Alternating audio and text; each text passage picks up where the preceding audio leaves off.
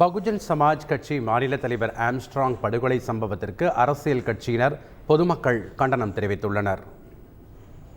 அவருடைய படுகொலை ஏற்றுக்கொள்ள முடியாதது, மன்னிக்க முடியாதது. தமிழக அரசு தமிழகத்தில் இத்தகைய தலைவர்களுக்கு பாதுகாப்பு கொடுக்க தவறிவிட்டது. காவல்துறை மெத்தனமாக இருந்தது. காவல்துறைக்கு இந்த தகவல்கள் எல்லாம் தெரியவே தெரியாதா?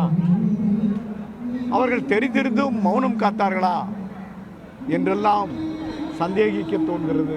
யாருமே எதிர்பார்க்காத ஒரு இது. நல்ல மனிதர், நிறைய நல்ல விஷயம் பண்ணிட்டு இருக்காரு. அண்ட் எனக்கு வந்து பார்த்தீங்கன்னா எங்களுக்கு ஒரு ஃபேமிலி ஃப்ரெண்டு மாதிரி. ஸோ அதனால தான் நாங்களாம் இங்கே இருக்கோம். இந்த மாதிரி எல்லாருக்குமே அப்படி தான் அவர். எல்லாருமே ரொம்ப மிஸ் பண்ணுவோம். நீங்கள் பார்த்துருப்பீங்களா, எனக்கு இவ்வளோ கூட்டம் நீங்கள் இங்கே இருக்குது, இன்னும் கூட்டத்தை அடுக்க முடியல. அவ்வளோ கூட்டம் இன்னும் வந்துகிட்டே இருக்காங்க, எல்லா இடத்துலையும் வந்துட்டு இருக்காங்க. அதே ஒரு இது தானே. திரைத்துறை சார்ந்தவங்களும் வந்திருக்காங்க. ஆமாம், நிறைய பேர் வந்திருக்காங்க. குனிந்து கொண்டே இருந்த சமூகம் சற்று நிமிர்ந்தால் பிடிக்காதுன்னு சொல்லுவாங்கல்ல, அந்த சற்று நிமிர்ந்த தலைவரை தான் இந்த சமூகம் காவு வாங்கியிருக்கிறது.